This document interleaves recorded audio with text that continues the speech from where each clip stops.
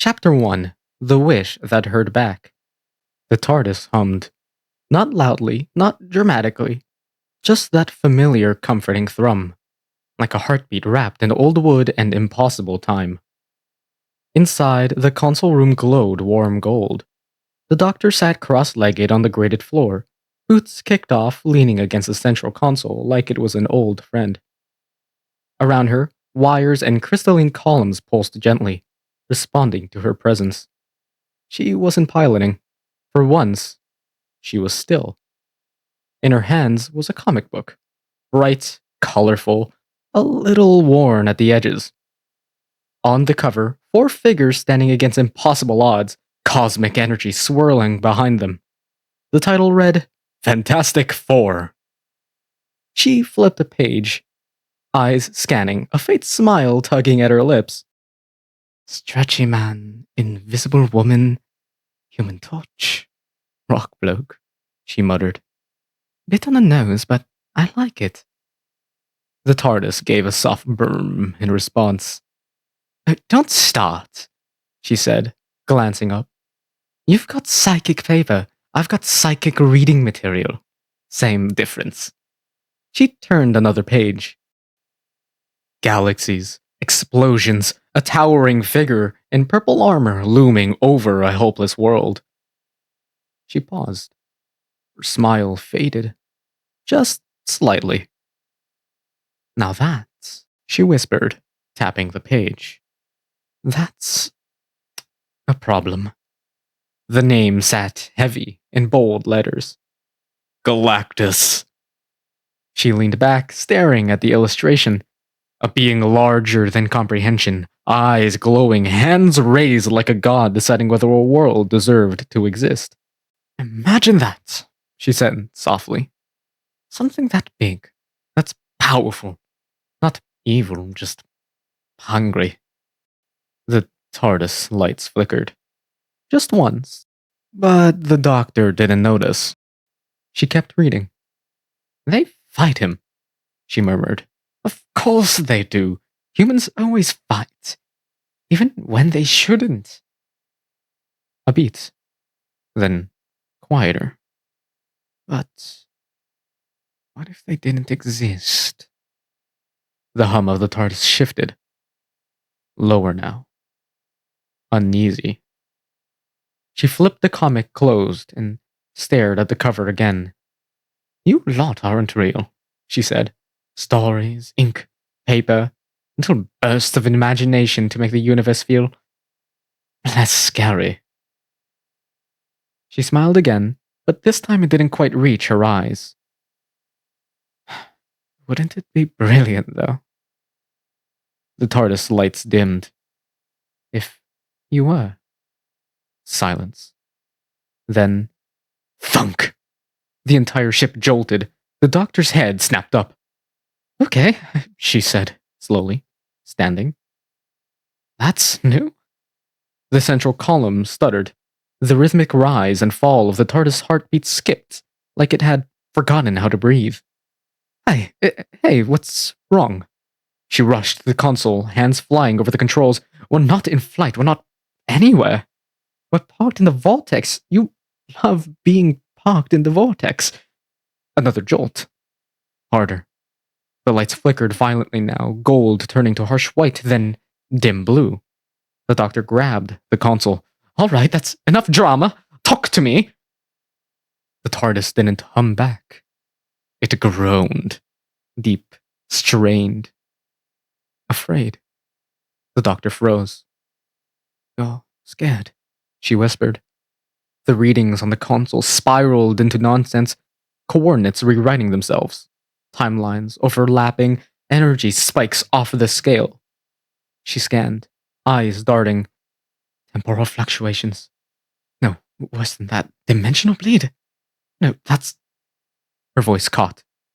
One reading, one impossible reading. She leaned closer. That's not real. The number kept climbing. Infinity is trying to fit into a box. No. She slammed the lever. Shields up. Full spectrum. Whatever that is, we are not equipped. The TARDIS screamed. Not metaphorically. The sound tore through the console room, ancient, alive, terrified. The doctor staggered back. "I've never heard you do that," she said, breath shaking. The scanner flickered on behind her. At first, nothing, just static. Then, stars. Except, they were going out, one by one, like candles being pinched between invisible fingers. The doctor turned slowly. "That's not possible." She stepped closer to the screen, zoomed in, a distant system, collapsing, not exploding, not dying, being consumed. Something vast moved across the stars, too large to fully see, too immense for the screen to process. Only pieces of it appeared at a time. A hand, armor, a glow like a dying sun is contained within its chest. The doctor's breath caught. "Oh," she whispered. The image stabilized just for a moment, long enough to see the face, cold, ancient, hungry. The same face from the comic. The book slipped from her hand, hit the floor with a soft thud. She didn't look down. "You're not real," she said, barely audible. The TARDIS groaned again. The figure turned, not towards the stars, toward her. The screen cracked. Glass fracturing under pressure that shouldn't exist. The doctor stumbled back. "That's not how this works. Fiction doesn't just..." A voice echoed, not through the air, through everything. Deep, endless, uncaring. "I hunger." The doctor's heart pounded. "You heard me," she said. The lights went out. Total darkness. The voice came again, closer now. "This world will sustain me." The doctor stood alone in the dark, breathing hard, then very quietly. "I didn't mean it." The TARDIS sparked back to life in violent flashes. The scanner reignited, and now the figure filled it. Larger, closer, real. The doctor swallowed, straightened. Fear is still there, but something else is rising with it. Defiance. "Right then," she said, voice unsteady but building. "Big, purple, hungry. Got it." She reached down, picking up the comic with shaking hands, looked at it, then back at the screen. "Rule 1, she said softly. Her grip tightened. The doctor lies. She tossed the comic onto the console, eyes locked on the cosmic giant. "And rule 2? A breath. A spark. "The storm is beginning." "Nothing," she said, voice sharpening, "gets to eat my planet." The TARDIS roared back to life, engines screaming into motion. Outside, the stars continued to vanish, and something impossibly vast was coming. Chapter 2. The man she might become.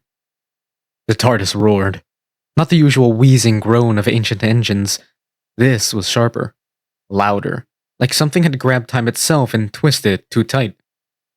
The doctor gripped the console, knuckles white. Okay, we move, we think, we don't panic. Panicking is for companions and Daleks." The central column slammed down hard. The lights flared. And then, a voice. Not the cosmic one, not the endless hungry echo that had just shaken the universe. This one was human. Familiar. Too familiar. "You always talk this much when you're terrified?" The doctor froze. Her breath caught halfway between inhale and disbelief. "No," she whispered. No. She turned slowly. Because she knew that voice. Not from yesterday, not from last week. From before. from a lifetime she tried not to remember. Standing on the far side of the console room, where no one had been a second ago, was a man. Older, worn. His coat hung heavy on his shoulders, battle-scarred in a way no fabric should be. His eyes were darker than hers, not in color, but in weight, like they'd seen too many endings and stopped counting. In his hand, a sonic screwdriver. Different design, same purpose. He looked around the TARDIS like it had betrayed him. This isn't mine, He muttered. Then his eyes snapped to her. Sharp, assessing, dangerous. and you're definitely not me. The doctor blinked once, twice. Then, Oh, that is unfair, she said, half laughing in disbelief. You don't get to just walk in here like a dramatic entrance and do that face. I know that face. He didn't move. He didn't smile. Didn't soften. Who are you? Each word landed like a verdict. The doctor straightened instinctively. Not defensive. Not afraid. But something deeper. Recognition. You first, she said quietly. Because I've got a guess. A beat. The man's jaw tightened. They used to call me a lot of things. He said. None of them good. His grip on the sonic tightened slightly. But if you need a name, His eyes locked onto hers. Lionheart. Silence. The TARDIS hummed, uneasy, like it didn't know which one of them to listen to. The doctor let out a slow breath. Yeah, she said softly. Thought so. He stepped closer, measured, careful, like approaching something that might explode. You know that name. He said. Course I do. How? She hesitated. For just a second. Because this part never got easier. Because I chose it, she said. His expression didn't change, but something behind his eyes shifted. Explain. He said. She met his gaze. No jokes now. No deflection. Just truth. I'm you. A beat. Then, No. he said immediately. Yep. No. A bit rude, that. I don't regenerate into He gestured at her. this. She raised an eyebrow. Oh, sorry. Didn't realize you had such high standards. I don't. He snapped. I have control. That'll be new. His patience snapped just a fraction. The sonic in his hand buzzed to life. Last chance. He said, voice low. Who are you really? The doctor didn't even reach for hers. She just looked at him. Tired. Knowing. I'm what happens after you stop running. She said, quietly. That hit. He didn't show it, but it hit. The TARDIS lights flickered again, harder this time. Both of them turned as the scanner sparked back to life. The stars, still going out. Faster now. The massive shape is growing clearer. Closer. Real. Lionheart's expression hardened instantly. What is that? He demanded. The doctor didn't look away from the screen. That, she said, voice steady despite everything, is a very big problem I may have accidentally invited into our universe. He shot her a look. You invited it? Unintentionally. That's worse. I was reading a book. That's your defense? Another tremor ripped through the TARDIS. The voice returned. Deeper now. closer. This world calls to me. Lionheart's head snapped towards the sound. That's not a ship. He said. That's not even a species. That's A force, she finished. A constant. A hunger with legs. He stepped toward the console, scanning readings with practiced speed. His movements were sharper than hers, more precise, less forgiving. energy levels are impossible. He muttered. Temporal distortion, gravitational collapse. This thing isn't just consuming matter. It's eating time, she said. He froze, looked at her. Really looked at her this time. And for the first time, he saw it. The truth in her eyes, the familiarity, the shared weight. You're serious? He said quietly. She nodded. Very. Another beat. Then, Prove it. he said. She blinked. Sorry? If you're me, He said, stepping closer. prove it. The doctor tilted her head, then smirked just slightly. All right, she said. You hate pears. His expression flickered. You stole a TARDIS because you were bored and angry. A pause.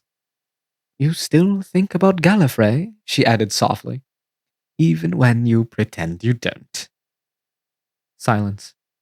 The TARDIS hummed. Lionheart looked away first.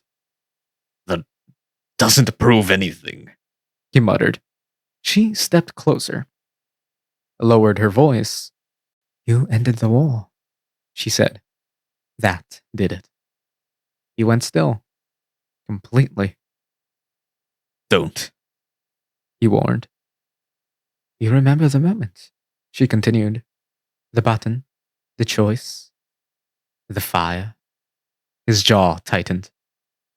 Stop. And you tell yourself it was necessary, she said, eyes locked on his. That there was no other way. I said stop! The console sparked violently between them. Silence crashed down. The doctor didn't flinch. But you're wrong, she said gently. He stared at her. Fury, pain, recognition, all tangled together. I'm you, she said again. Just further down the road. A long, heavy pause. Then, another violent tremor shook the TARDIS. Both of them turned as the scanner flared white hot. The figure, Galactus, now fills the entire screen. Closer than before. Too close. Lionheart stepped back slightly, eyes narrowing. And this? He asked. Her voice dropped, grave. This, she said, is why you're here. He looked at her. Don't tell me. I'm telling you, We can't stop that. he said. The doctor's expression hardened. Yes, she said. We. Another voice echoed through the TARDIS. Not Galactus, not either of them. Something else. Something new. Oh, I wouldn't be so sure about that. Both doctors turned. The TARDIS doors creaked open. Chapter 3. The Marvelous Entrance. The TARDIS doors creaked open. Not blasted, not forced, just gracefully. Like someone arriving late to a party they fully intended to steal. She stepped inside. Black blazer, red shirt, boots clicking confidently against the grated floor. Her smile was wide, mischievous, like she already knew every secret this ship could hold, and 100 she hadn't been told yet. Well, well, well, she said, voice rich and playful. If it isn't a gloomy war hero and his younger Worrywalt's future self. The doctor blinked. Lionheart's eyes narrowed, tense, ready. His posture tightened, every muscle coiled for combat or argument. The marvelous doctor ignored him. She swept past the console in a slow, teasing circle. letting her eyes drink in the TARDIS's every detail. The hum of the engines, the flicker of the lights. "Oh, this is divine," she said, spinning dramatically to face them. "Cosmic chaos, collapsing stars, temporal implosions, and you two look like you just had a minor disagreement about socks." Lionheart's jaw tightened. Who are you? He demanded, voice clipped. Dangerous. She tilted her head, eyes sparkling, voice smooth as silk but sharp as a knife. "Oh, darling, I'm marvelous, at your service. And yes, I will be judging your fashion choices." The doctor, her future self, raised an eyebrow, trying not to smile. "I think," she muttered under her breath, "we're going to need all the help we can get." Marvelous clapped her hands once, loud, confident. "Brilliant! Chaos incoming! 2 broody geniuses already here? Oh, I love this universe!" Lionheart growled softly. You just walked into a collapsing temporal field and a potentially universe-ending threat, and you love it? Marvelous laughed, tilting her head back, voice ringing with delight. "Sweetheart, I don't love it. I adore it. Love is for evenings with wine. Chaos is for mornings with sonic screwdrivers." The 13th style doctor shot her a sideways glance.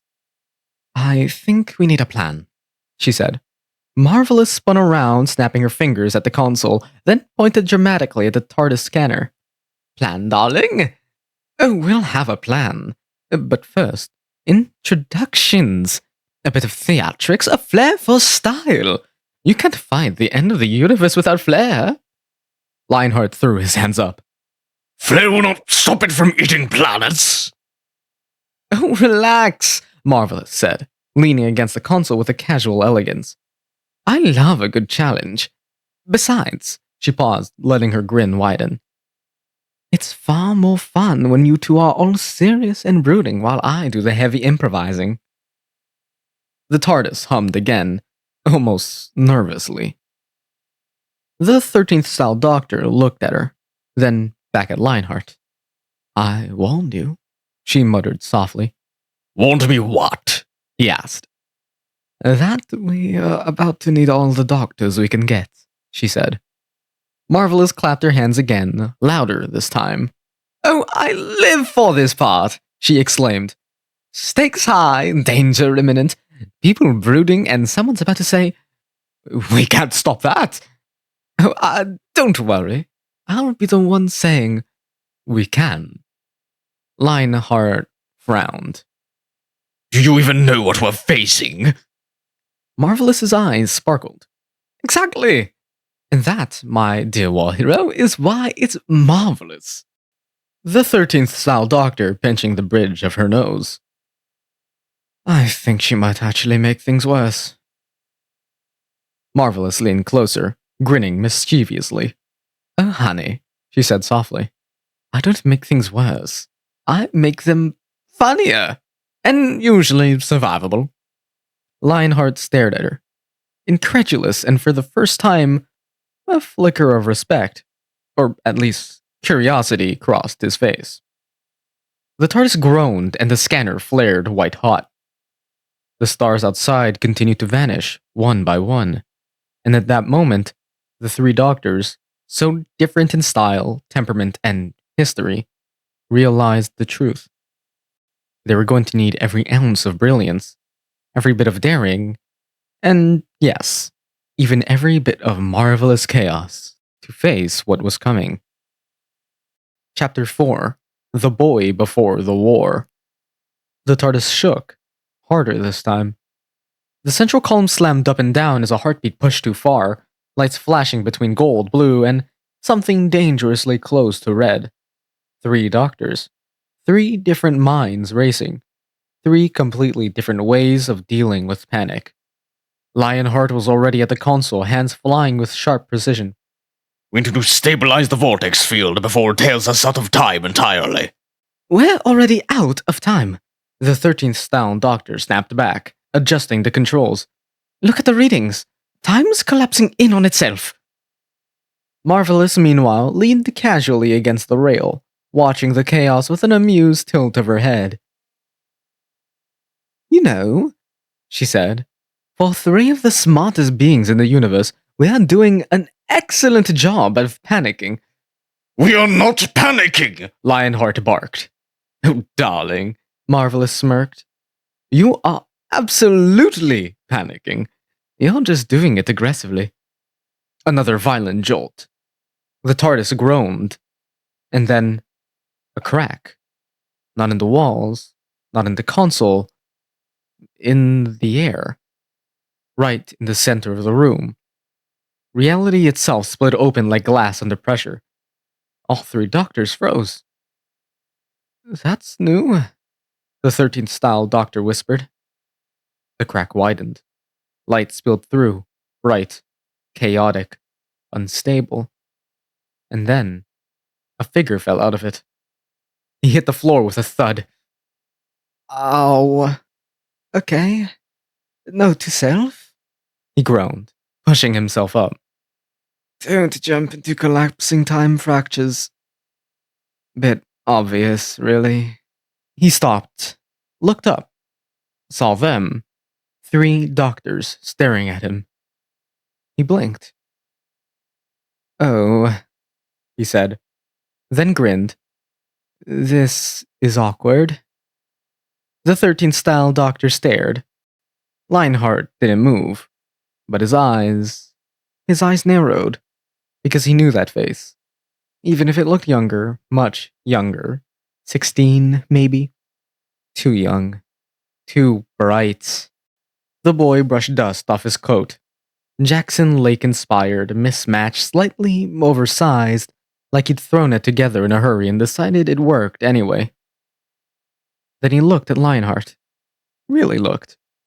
And his grin widened. Oh, that's where this is going. Silence. Heavy. Charged. Lionheart stepped forward slowly. You, he said, voice low. The boy pointed at him immediately. Don't start with that voice, he said. You sound like you swallowed a thunderstorm and decided to make it everyone's problem. Marvelous burst out laughing. I like him, she said instantly. The 13th style doctor exhaled. Please tell me I'm wrong, she muttered. The boy looked at her, head tilting, curiosity sparking. Oh, he said again, softer this time. Right, future. He straightened, spread his arms slightly. Well then, hello, future me. A bit rough around the edges, aren't we? She crossed her arms. You've got no idea. Lionheart took another step forward. Who are you? He demanded. The boy looked at him, not scared, not intimidated, just knowing. You already know, he said. Lionheart's jaw tightened. Say it. The boy smirked. All right, he said. Name's still the Doctor. Bit predictable, I know. But if you're doing the whole dramatic title thing, he gave a small, mocking bow. Trickster. The word hung in the air. The TARDIS hummed, recognizing it. The 13th style doctor closed her eyes briefly. Of course it is. Marvelous clapped her hands, delighted. Oh, this is perfect! Absolutely perfect! We've got brooding, we've got hope, we've got fabulous, and now we've got sarcasm incarnate! Oi! Trickster shot back, pointing at her. You'll want to talk. What's that? A stage performance or an identity crisis? She gasped, mock offended. It's called style. It's called trying too hard. Lionheart stepped between them. Enough. Instant silence. Even Trickster paused. Lionheart stared at him, at the boy, at himself. You're before me, he said. Not a question, a realization. Trickster's expression softened, just slightly. Yeah, he said, right before everything gets heavy. The words hit harder than anything else he'd said. The 13th style doctor watched the exchange carefully. So you know what he becomes, she said quietly. Trickster glanced at Lionheart, then away. Ought not to, he muttered. Another tremor shook the TARDIS. The scanner flared. All four of them turned. Galactus loomed larger now, closer. His presence warps the very fabric of reality around them. The boy's usual grin faded. That's new, Trickster said. Not new, the 13th style doctor replied. Just not supposed to be there. Trickster stepped closer to the screen, eyes scanning fast, mind already racing. Big, he said. Yes, Lionheart snapped. Like, really big, Trickster added. we've established that. Trickster ignored him. And it's not just eating matter, he said slowly. It's eating time. That's why I fell through the crack. He turned, pointing at the air where the fracture had been. That wasn't just a tear. It was a ripple effect. Something that pulls on time like gravity pulls on space. The 13th style doctor nodded. Exactly. Trickster blinked. Oh, he said, impressed. We're still clever. Good to know. Marvelous grinned. Oh, we're brilliant, she said. You'll see. Trickster smirked. Yeah? Because from where I'm standing, we've got 4 doctors in one room and no plan. Lionheart folded his arms. We're working on it. Trickster said. Does the plan involve less shouting? Because so far that's been the main strategy. Marvelous laughed. I told you I liked him. The 13th style doctor stepped forward. All right, she said, grounding the room. Enough. They all looked at her. 4 versions of the same person, 4 different lives. One problem. She gestured to the screen. That is coming, she said. And if we don't figure something out, there won't be a timeline left to argue in. Silence. Trickster looked at her, then at Lionheart, then on the screen. So, he said slowly, a hint of that grin returning. What's the play? The doctor met his eyes. Seriously, focused. We don't have one yet. The trickster's grin widened. Brilliant, he said. Love a challenge. Another tremor shook the TARDIS. Outside, more stars vanished, and inside, 4 doctors stood together for the first time. Not in agreement, not in harmony, but together. And somewhere, deep in the fabric of time, something else was coming. Chapter 5. The One Who Remembers. The TARDIS didn't shake this time. It stilled. 4 doctors, 4 voices, 4 minds racing towards solutions that didn't exist yet. And then suddenly, silence. The engines quieted to a low, almost reverent hum.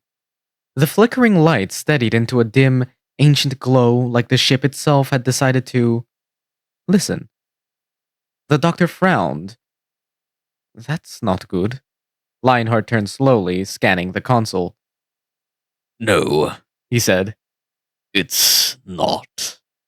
Trickster leaned against the railing, arms folded. Or, he said casually, it's very good, and we're all about to be dramatically proven wrong. Marvelous tilted her head, intrigued. Oh, I like this part. This is where something important happens. The air changed. Not cracked, not torn, but folded. Like pages turning in a book no one could see. A soft wind moved through the console room. Impossible, gentle, carrying with it the faint scent of old paper. And something older still. The doctor's breath caught. No way. A figure stood by the far side of the console. No flash, no dramatic entrance, just there. As if he had always been there. Long coat, deep emerald green velvet, catching the low light with a subtle, almost regal sheen. His posture was composed, still, like a statue carved from memory itself. In his hands, a book. Worn, ancient, familiar. He didn't look at them immediately. He turned a page first, then another, then closed the book gently, as though finishing a thought. Only then did he lift his gaze. And when he did, the room felt smaller, older, heavier. You took your time, he said calmly. The doctor blinked. Excuse me? Trickster leaned forward, squinting. Oh, he said. Oh, that's not good. That's really not good. Lionheart didn't move, but something in his posture shifted. Recognition.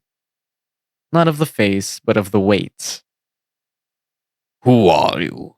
Lionheart asked, quieter this time. The man studied him. Not like a stranger, like a reflection. You already know, he said. Marvelous raised an eyebrow. Oh, we really are committed to that line, aren't we? The man ignored her.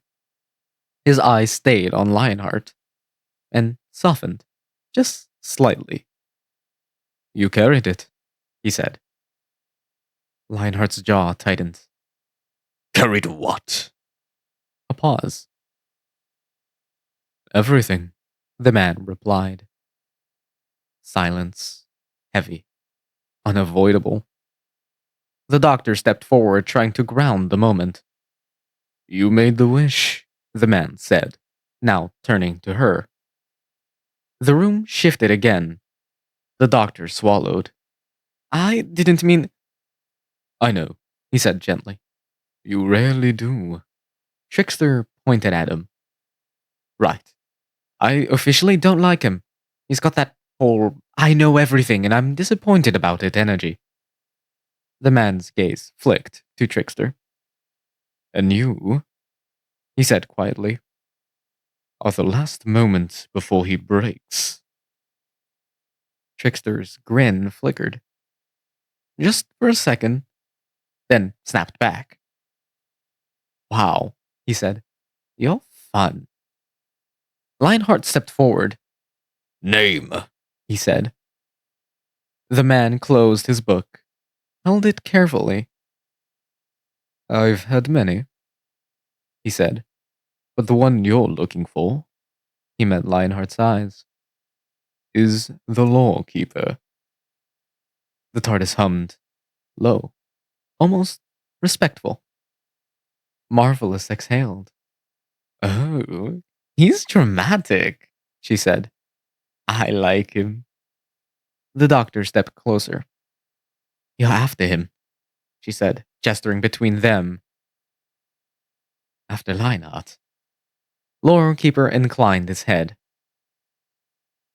Immediately, he said. Lionheart didn't look away. I don't become calmer, he said. It wasn't a question. Lawkeeper gave the smallest, almost sad smile. No, he said. You become quieter. That hit harder than anything. Even Trickster didn't joke for once. Lawkeeper turned, walked toward the scanner, looked up at the impossible image beyond it. At the beginning, consuming stars. At the thing that should not exist there. And for the first time, something like recognition crossed his face. So, Marvelous said, stepping beside him, do you have any brilliant ancient wisdom for us, or are you just here to brood aesthetically? Lore Keeper opened his book, flipped through pages, not hurriedly, but precisely, like he had already read this moment. Then he stopped. It is not supposed to be here, he said. Lionheart crossed his arms. We've established that. Lore Keeper didn't look at him. But it exists, he continued, in another narrative, another universe, one built on imagination, myth, and ink. The doctor's eyes widened. The comic. Lore Keeper nodded. You read it, he said. You focused on it. You wondered. His gaze sharpened. And the universe listened. Trickster groaned. Of course it did. Brilliant. Curiosity kills planets now. Lore Keeper turned a page. Galactus, he said. The name echoed differently now. Not myth, not fiction. Truth. Marvelous crossed her arms. Yes, yes, big cosmic hunger, very rude, we've met. No, Lore Keeper said. She stopped, because of the tone. No, he repeated. You have not met this. He looked at each of them, one by one. I have read every account, he said. Every depiction. Every variation across countless timelines and interpretations. Trickster blinked. You've read all of them. Yes. Why? Lore Keeper closed the book slowly. Because stories, he said, are warnings. Silence. Then he gestured to the screen. To you, it is a threat, he said. A being to stop. A problem to solve. His voice lowered. But Galactus is not a villain. The doctor's expression shifted. I said that. Lore Keeper nodded. He is a constant, he said. A force of balance. A necessary end that allows beginnings. Lionheart stepped forward. He's about to end this world. Yes, Lore Keeper said. No hesitation. No comfort. Yes, he is. The words landed heavily. Final. Trickster shook his head. Right. Brilliant. Love that for us. Marvelous frowned. So what? You're saying we can't stop him? Lore Keeper met her gaze. Not by force. Lionheart's voice sharpened. Then we find another way. Lore Keeper looked at him. Deeply. Knowingly. You always say that, he said quietly. Lionheart didn't respond. Couldn't. The doctor stepped in. Then tell us, she said. If you know stories, if you know him, tell us how to stop him. Lore Keeper held her gaze. A long moment. Then, you don't stop Galactus. The TARDIS groaned. The stars outside continued to vanish. And inside, 5 doctors stood together now. Past, present, future. All colliding. And for the first time, even the doctor didn't have an answer. The weight of the universe pressing in, the impossible growing closer. And for the first time, even hope felt uncertain. Chapter 6. The Storm That Answers Back. You don't stop Galactus. The words still hung in the air. Heavy, unmoving, final. The TARDIS groaned beneath them, like it didn't agree, but didn't know how to argue. 5 doctors stood in silence. No jokes, no clever lines. Just the slow, creeping realization that for once, they might be outmatched. Trickster broke first. Right, he said, clapping once, forcing energy back into the room. So we don't stop him. Brilliant. Love a hopeless situation. Really builds character. No, Lionheart snapped. it ends worlds. Same difference. Marvelous paced slowly, arms folded, thinking harder now. No, there's always a twist, she said. Always a loophole, a trick, a hidden door. Lore Keeper didn't look at her.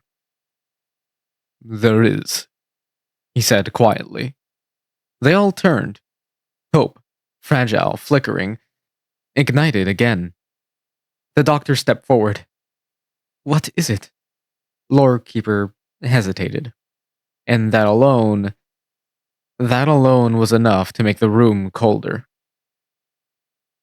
It requires a storm, he said. A beat. Then, boom. The TARDIS exploded with sound. Not a shake, not a tremor. An impact. Like something had slammed into reality at full force. The lights blew out. Darkness swallowed the room. The engine screamed. What was that? Trickster shouted. Something just forced entry into the vortex, the doctor yelled, grabbing the console. Lionheart braced himself. That's impossible. Nothing could force its way into a TARDIS like crack. Lightning tore through the console room. Not electrical, not mechanical. Temporal. A jagged streak of burning gold ripped through the air, splitting space open like a wound. Wind howled through the room, violent, uncontrolled, ripping at coats, hair, wires. The TARDIS screamed, not in fear this time, in pain. The crack widened, and something stepped through it. Not fell, not stumbled. Stepped. Like it had chosen this moment, like it owned it.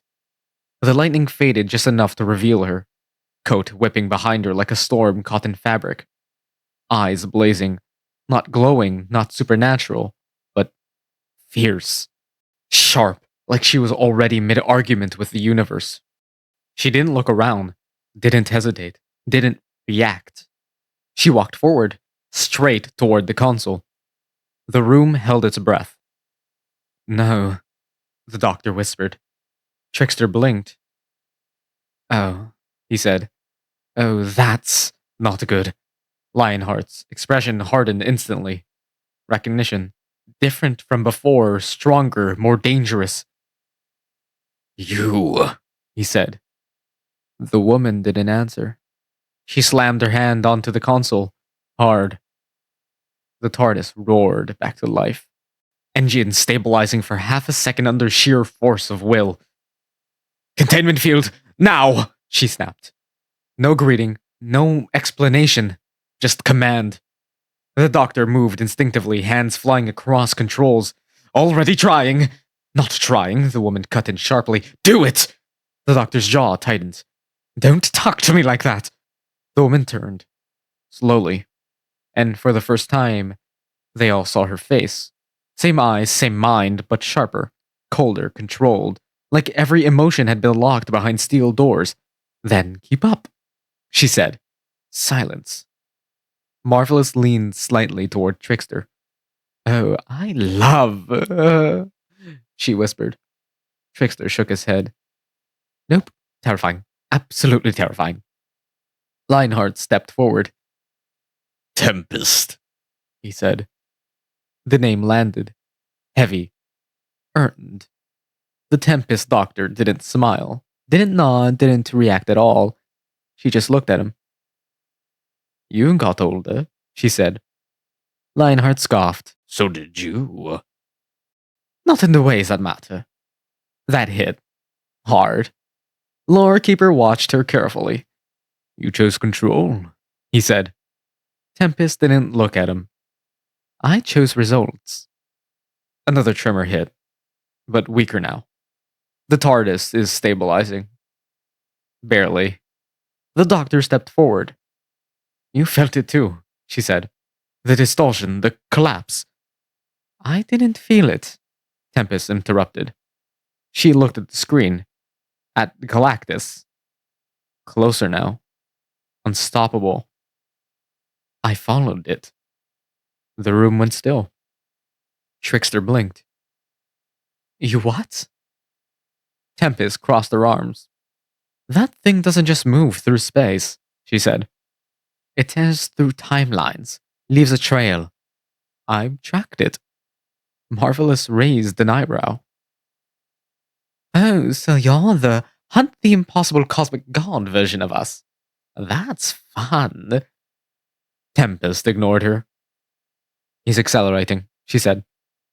Feeding faster. Adapting. Lore Keeper nodded. He will. Tempest finally looked at him. Recognition. Respect. You've seen it before, she said. I've read it, he replied.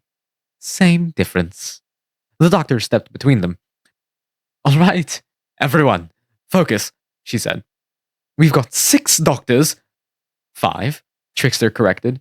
Nearly 6, she continued, shooting him a look. And a universe-ending threat. So let's... Tempest turned sharply. You're still counting? She said. The doctor blinked. What? Tempest's eyes hardened. You think this ends with 6? She asked. A beat. No one answered. Because suddenly they weren't sure. The TARDIS lights flickered again, but this time, not from damage, from something else. Something building. Outside. Galactus raised a hand. Slow, inevitable, and the stars around it collapsed. All at once, the doctor's breath caught. He's starting. Tempest didn't look away. Too late for that, she said quietly. Lionheart stepped forward. Then we act. Tempest finally smiled. But it wasn't warm, it wasn't hopeful, it was sharp. Like lightning right before it strikes. Finally, she said.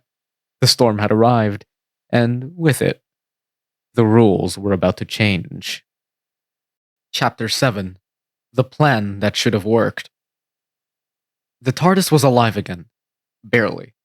Engines screaming, systems overlapping, timelines folding in on themselves like paper caught in a storm. 6 minds, 1 room, 1 impossible problem. The doctor stood at the center.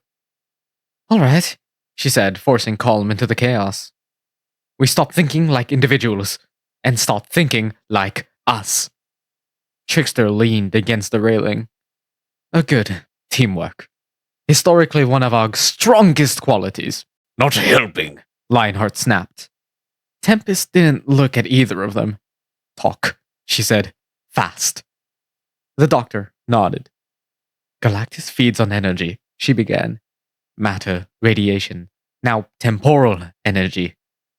He's not attacking randomly, he's drawn to something. Lore Keeper stepped forward, opening his book. The vortex, he said. And by extension, us. Marvelous tapped the console thoughtfully. So we're the main cause, she said. Flattering, really. Trickster pointed at the screen. Right. So option 1, we don't be delicious. No, Lionheart said immediately. we don't run. I didn't say run. Trickster shot back. I said not to be eaten. Subtle difference. Tempest cut through them. We redirect him. Silence. The doctor turned. Go on. Tempest stepped forward, sharp, focused. He follows energy, she said. So we give him more. Something bigger, louder, irresistible. Marvelous's eyes lit up.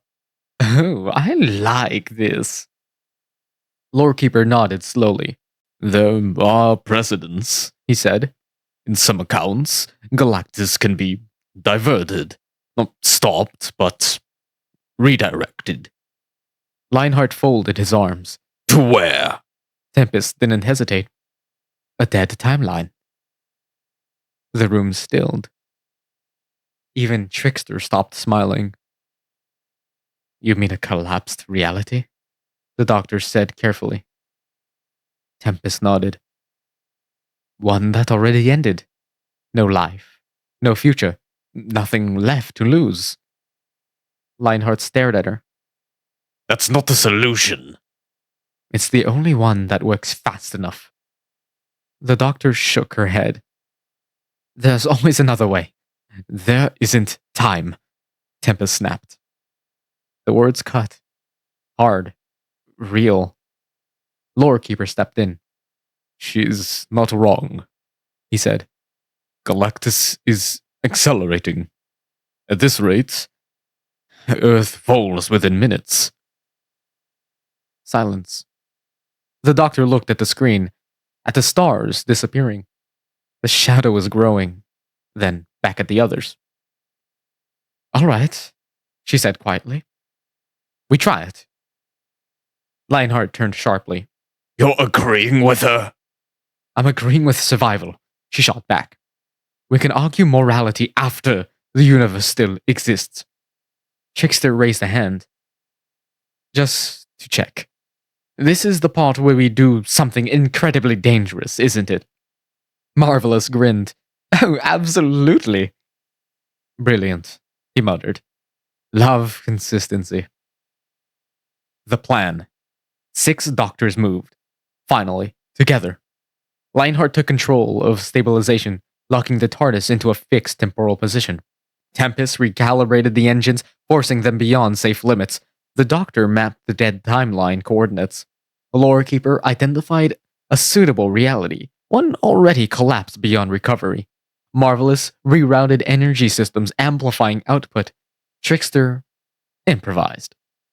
Oi, Trickster said, plugging something into the console. If this explodes, I'm blaming all of you. It's definitely going to explode, Marvelous replied cheerfully. Good, just checking. The central column began to glow. Brighter. Hotter. The TARDIS groaned under the strain. We're building a temporal beacon, the doctor said. Breath quickening. Something bigger than anything he's sensed before. Tempest nodded. Make it irresistible, Lorekeeper added quietly. And make it believable. Lionheart gripped the console. Coordinates locked. Energy at maximum, Marvelous called. Temporal anchor holding. Barely, Trickster added. The doctor looked at all of them. 6 faces. 6 versions. 1 decision. Do it. The moment.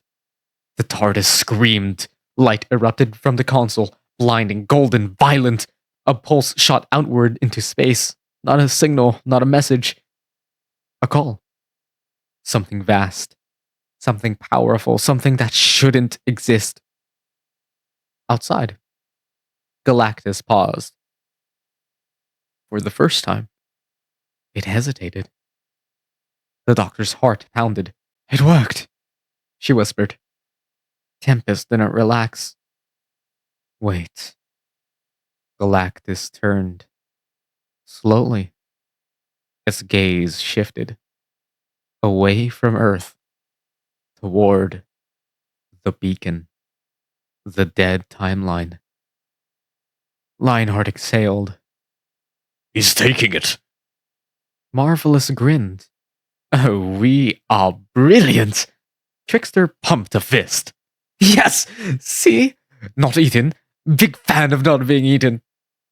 The doctor allowed herself a small smile. We did it. The failure. The scanner cracked. A sharp, violent fracture across the screen. Tempest's head snapped up. No. Lorekeeper's voice dropped. He's not diverting. The doctor's smile vanished. What? Galactus didn't move away. It moved closer. To the beacon, to the TARDIS. To them. Trickster blinked. That's not how that's supposed to work. Tempest slammed her hands down onto the console. He's adapting. He's not choosing between sources. Lorekeeper finished the thought. He's taking both. The room went cold.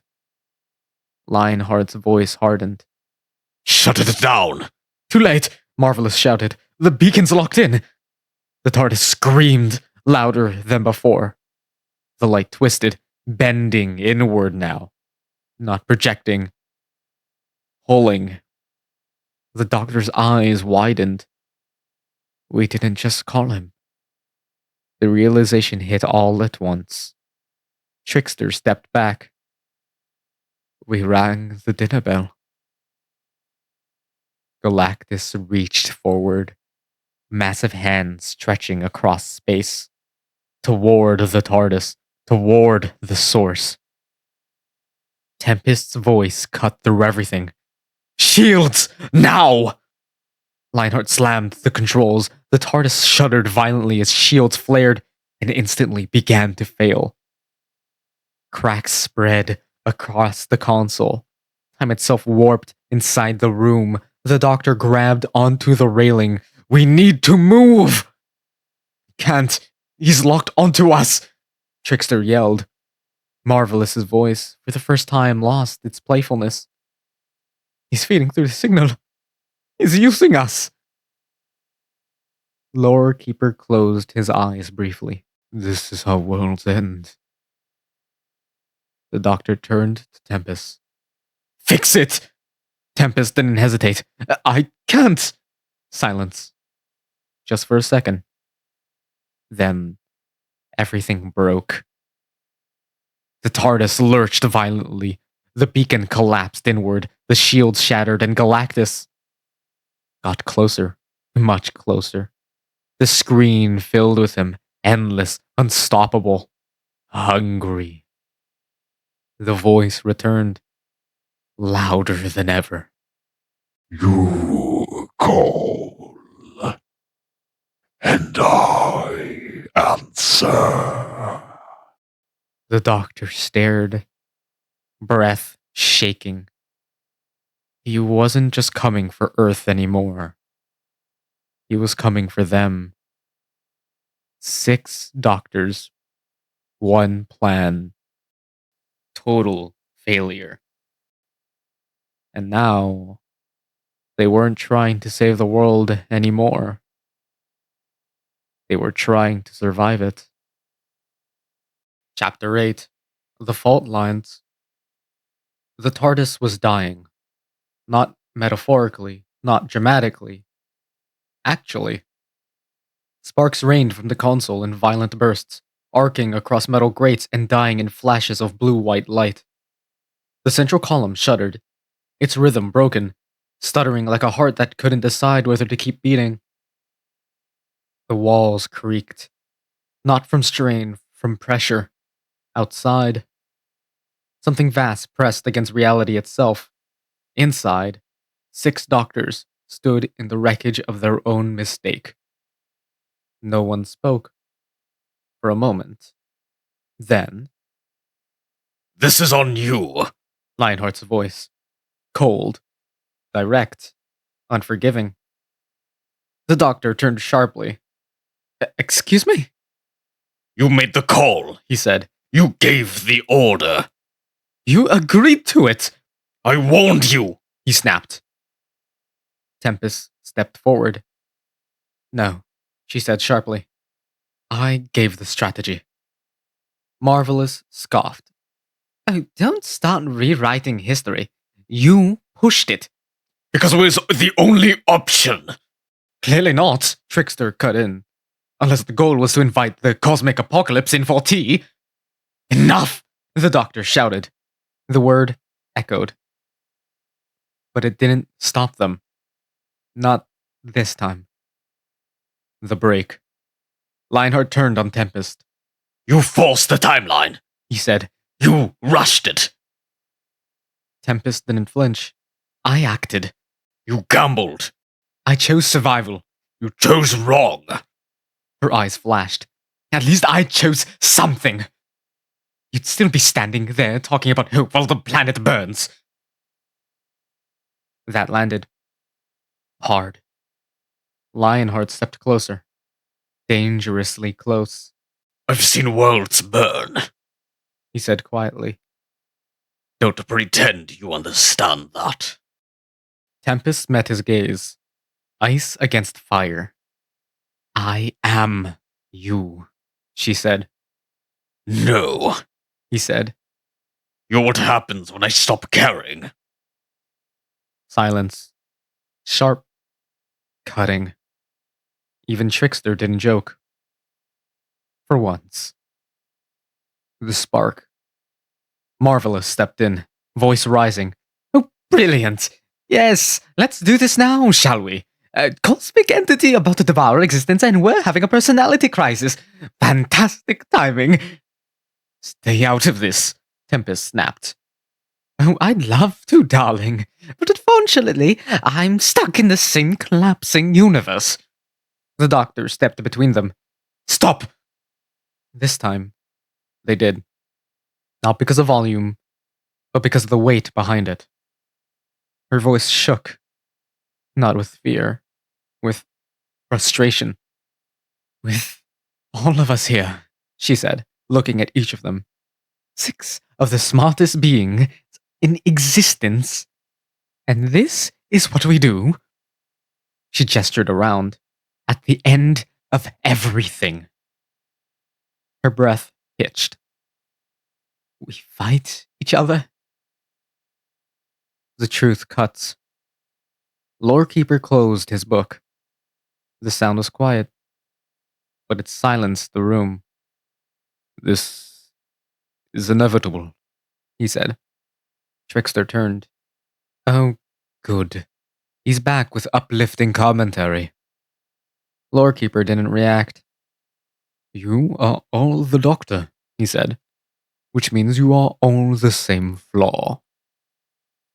The Doctor frowned. What flaw? Lorekeeper looked at her, then at Lionheart, then at Tempest. You need to be right.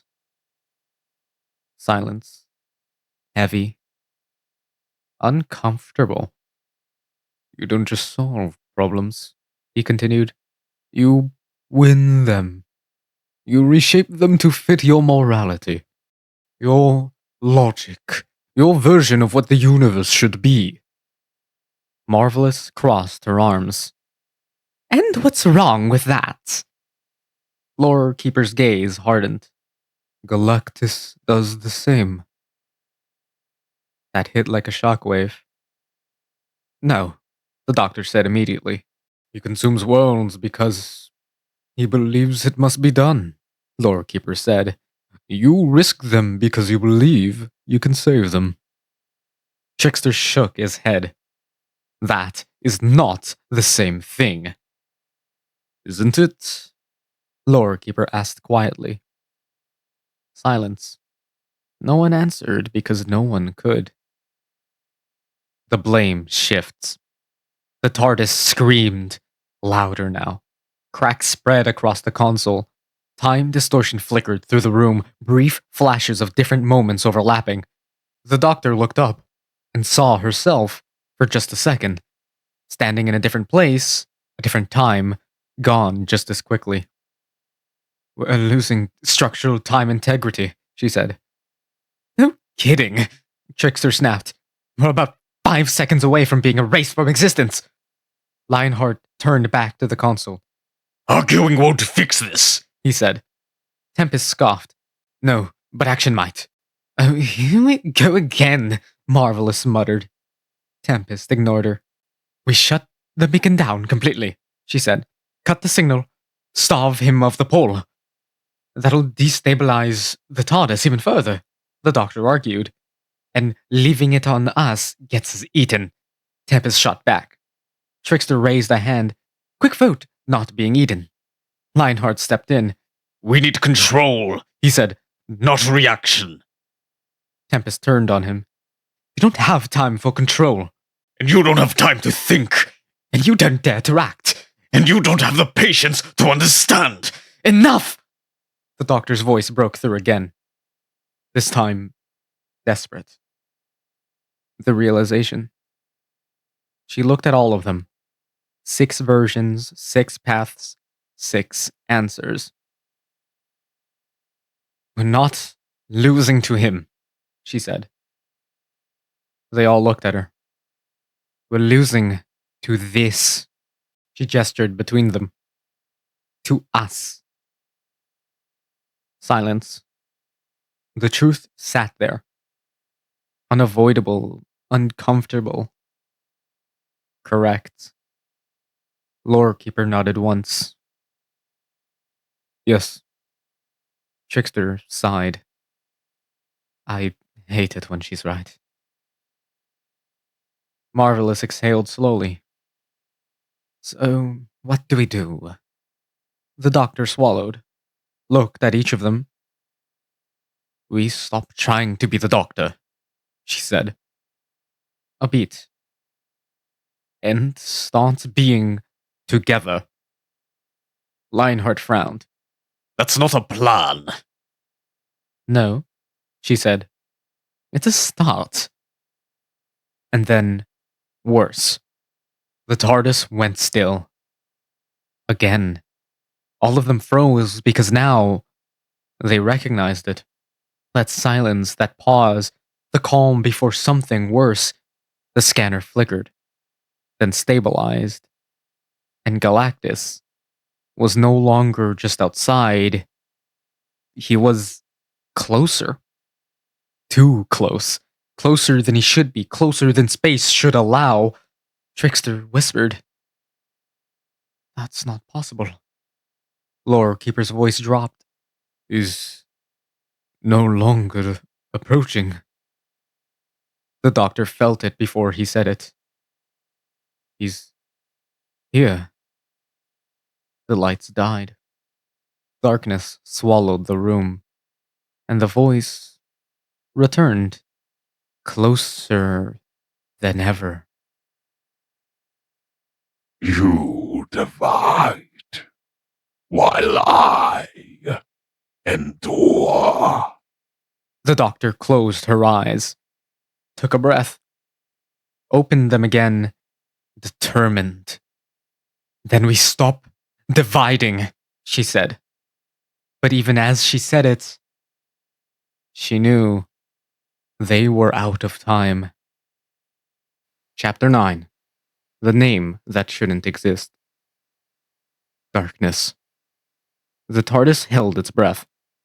6 doctors stood in the void between seconds, the hum of time faltering around them. No lights, no movement, just the echo of a voice that did not belong to their universe. You divide, while I endure. The doctor stepped forward. Slow. Careful. Then we stop dividing, she said, quieter this time, but stronger. No one argued. Not now. Not with the end of everything staring them down. Lionheart looked at her. Tell us how. The doctor swallowed, then nodded. We stopped thinking like 6 different lives, she said. No past, no future, no what I would do. Her eyes moved across them. Trickster, Lionheart, Marvelous, Tempest, a Lorekeeper. Just what we do. Tempest crossed her arms. Go on. The doctor took a breath. We combine everything, she said. Not just ideas, ourselves. Minds, instincts, knowledge. One strategy. No conflict. Trickster blinked. Oh, good, he said. We're merging personalities now. That's never gone wrong. No, the doctor said. We're trusting each other. A beat. Then. Fine, Lionheart said. Tempest didn't hesitate. Do it. Marvelous smirked. Oh, this should be fun. Lorekeeper closed his book. I will remember what you forget, he said. All eyes turned to Trickster. He raised his hands. All right. If we're all going down, might as well do it together. The doctor nodded. Right then. She stepped to the console, placed both hands on it. Synchronize. One by one, they joined her. 6 hands, 6 lives, 6 timelines, colliding. The unity. The TARDIS reacted instantly. The central column ignited, gold light bursting outward, wrapping around them like threads of time itself, weaving something new. Their minds opened, connected, not separate anymore, shared. Lionheart felt the Doctor's hope, Tempest felt Trickster's reckless curiosity, Marvelous felt Lore Keeper's quiet, endless grief. The Doctor felt all of them. And for a moment, they understood everything. There, the Doctor whispered. We have it, Tempest said. A plan, not 6 plans, one, clear, precise, possible. Trickster grinned. Oh, that's brilliant. Lionheart nodded. This could work. Marvelous smiled. Oh, it's going to be spectacular. Lore Keeper didn't smile because he saw something else. Something buried deeper, something the others hadn't reached yet. The twist begins. The connection deepened. Too deep. The Doctor gasped. Wait. Something else was there. Not one of them, not part of the plan, a memory, not hers, not Trickster's, not Lionheart's. A name. Soft, familiar, impossible. Pond. The Doctor froze. What? The connection flickered. Marvelous went still. Lore Keeper closed his eyes. No, the Doctor whispered. Trickster pulled his hand back slightly. What? He said. What just happened? Lionheart frowned. I didn't feel anything. The Doctor looked at them. At Tempest, at Marvelous, at Lore Keeper. You did, she said. They didn't answer because they had. Tempest stepped back, just slightly. We shouldn't be here, she said quietly. Marvelous's usual grin was gone. No, she agreed. Not like this. Trickster looked between them. Oh, right. What am I missing? Lionheart crossed his arms. Same question. The Doctor's voice dropped. You remember something. Lore Keeper opened his eyes. Yes. The word landed like a fracture. The Doctor's heart pounded. What? Silence. Then Tempest spoke. Carefully. Not what? She said. Who? The room felt smaller again. Trickster shook his head. No. Don't do that mysterious thing. Just say it. Marvelous looked at him. And for the first time, there was no humor. You don't know her yet, she said softly. That stopped them. Her? Lionheart stepped forward. Who are you talking about? Lore Keeper answered, his voice quiet, heavy.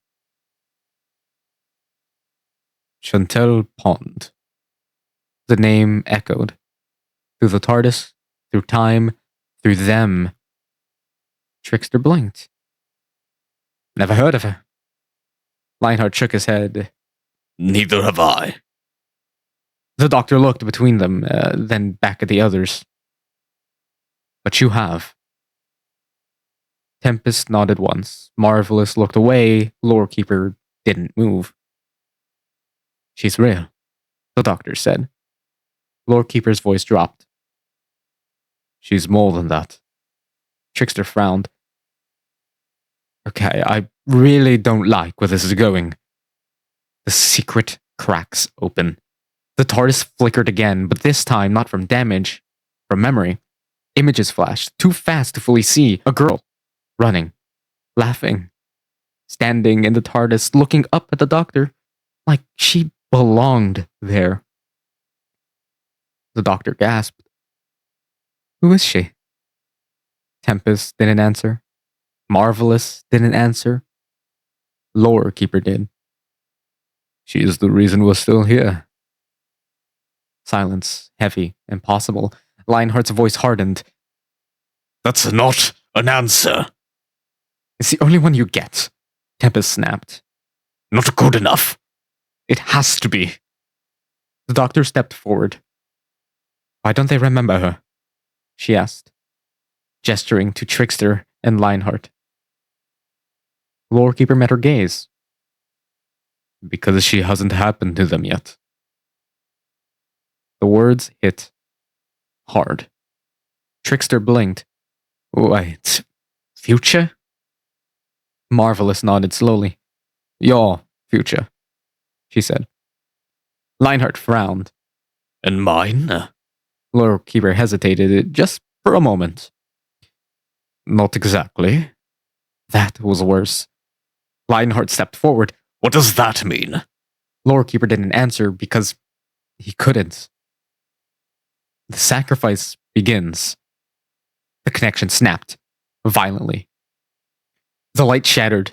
The doctors were thrown back from the console as the TARDIS screamed again, louder than ever before. The plan, gone, broken, incomplete. The doctor hit the floor, gasping. What happened? Lore Keeper staggered. The timeline rejected it. Tempest clenched her fists. No, she said. Something interfered. Trickster pushed himself up. Yeah, no kidding. Felt like we hit a wall made of memory. Marvelous looked at the console. Not a wall. Her voice dropped. A lock. Silence. The doctor slowly stood. A lock on what? Lore Keeper answered. And this time, there was no hesitation. On her. The doctor's breath caught. Chantel. Outside, Galactus moved closer still. The TARDIS groaned, breaking, failing. And now, they knew something worse. This wasn't just a battle. It wasn't just survival. It wasn't even just about Galactus. Something else, someone else was tied to all of it. And whatever came next would demand a cost. Chapter 10. The girl the universe locked away. The TARDIS groaned, not like a machine, like something alive that was hurting. The central column flickered, gold to white to nothing. Over and over, like it couldn't decide whether to keep going. Outside, Galactus loomed, closer than ever. The stars around him didn't vanish anymore. They collapsed inward, like the universe itself was being folded into his hand. Inside, 6 doctors stood in the aftermath of something they didn't understand, something they should have understood. The doctor steadied herself against the console. We tried to unify, she said, breathing unevenly. We had a plan. Tempest's voice cut in. We still do. No, the doctor said, shaking her head. We don't. Not anymore. Marvelous looked between them. Because of her. Silence. The name didn't need to be said again. It was already there. Lingering. Waiting. Trickster crossed his arms. Right, he said. Enough mystery. Who is Chantel Pond? No one answered. Not immediately. Lionheart stepped forward. I want that answer too. Tempest exhaled slowly. Like she didn't want to say it. Like saying it would make it worse. She's not just someone, she said. That's not helpful, Trickster snapped. Lore Keeper stepped forward. She is a fixed contradiction, he said. That stopped them. The doctor frowned. That's not possible. No, Lore Keeper agreed. It isn't. Another tremor shook the TARDIS hard. The lights flickered, and for a moment, they all saw her, standing near the console. A girl. Young. Familiar. Gone in an instant. The doctor's breath caught. I saw her. So did I, Marvelous said quietly. Trickster shook his head. I didn't. Lionheart frowned. Neither did I. Tempest closed her eyes briefly. That's the point. The truth begins. The doctor turned to Lorekeeper. Explain. He hesitated. Not because he didn't know, because he knew too much. Gentle Pond, he said, exists across multiple timelines, simultaneously. The doctor's eyes widened. Like us. No, Lorekeeper said, more than that. He stepped closer to the console. To you, time is something you travel through, something you bend, something you sometimes break. His voice lowered. To her, time bends around her. Silence. Heavy, impossible. Trickster scoffed. So what? She's special? We've met special. Tempest shook her head. No, she said. You haven't met this. Marvelous crossed her arms. Go on. Lorekeeper looked at the doctor. She remembers things that haven't happened yet. The doctor froze. That's not memory. No, he said. It's something else. Lionheart's voice sharpened. What does that have to do with this? He demanded, gesturing towards Galactus. Lorekeeper met his gaze. Everything. The connection. The TARDIS flickered again. Images flashed Chantel, running through corridors, laughing, crying, standing in front of the doctor, saying something they couldn't hear. The doctor reached out instinctively. Why can't I remember her? Tempest answered. Because you haven't met her yet. Marvelous added softly. But we have. Trickster looked between them. And I haven't? Lorekeeper nodded. You are before her, he said. Lionheart frowned. And me. A pause. Then, you are before him, Lorekeeper said, glancing briefly at Trickster. That didn't help. Lionheart's patience snapped. Stop talking in riddles. The doctor stepped forward. Why is she connected to Galactus? That was the real question, the one that mattered. Lorekeeper closed his eyes. Because she's the lock. Silence. Then Tempest finished it. And the key. The cost. The doctor shook her head. No, she said. No, there's always another way. There isn't, Tempest said. The words were quiet, but absolute. Marvelous looked at her. You've seen this before. Tempest didn't answer. Which was never enough. The doctor stepped closer. What happens? Tempest finally looked at her, and for the first time, there was something there. Not anger, not control, fear. We lose her, she said. The words hit like a collapse. The doctor staggered back slightly. No, Lorekeeper spoke. She becomes the anchor, he said. The point that holds Galactus in place. Redirects him. Contains him. Trickster blinked. So, we just ask her nicely to become a cosmic battery? No, Lorekeeper said. We don't ask. Silence. Lionheart's voice dropped. We do it. Tempest didn't deny it. Marvelous didn't joke. The doctor just stared at them, horrified. That's not the doctor, she said. Tempest stepped forward. It's the only way the doctor survives this. That's not good enough. It has to be. The TARDIS screamed again. Louder. Cracks spread across the walls, time itself warping inside the room. They were running out of seconds. The sacrifice. The doctor looked at each of them. Trickster, confused, still missing pieces. Lionheart, ready to do what must be done.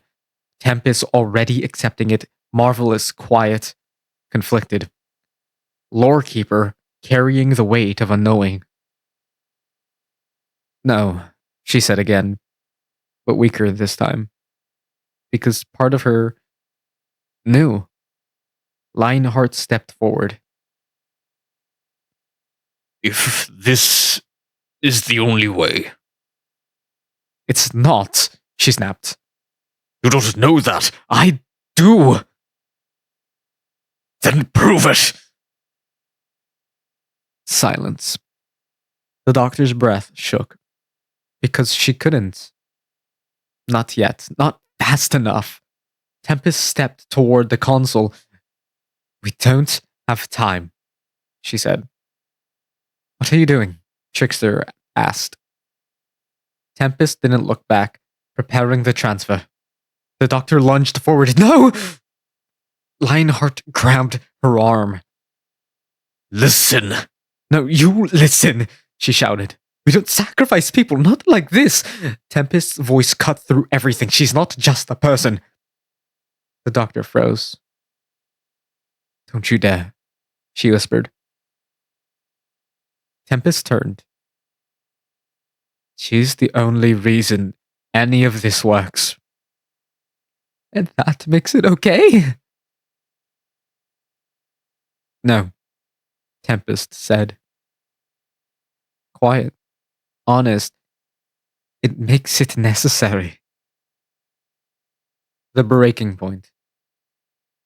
The TARDIS shuddered violently. The scanner flared. Galactus now filled everything. No stars, no space, just him. And his voice, closer than ever. The anomaly reveals itself. The doctor's heart stopped. He knows. Lorekeeper nodded. He always does. The doctor looked at the console, at the flickering systems, at the impossible choice in front of them, then back at the others. We don't do this, she said. But this time, no one agreed. Not even her future selves. And that was the worst part.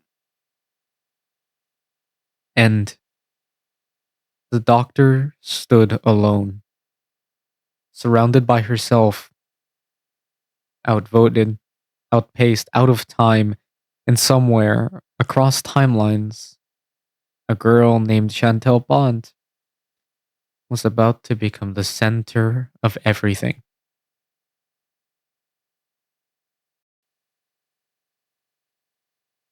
Chapter 11.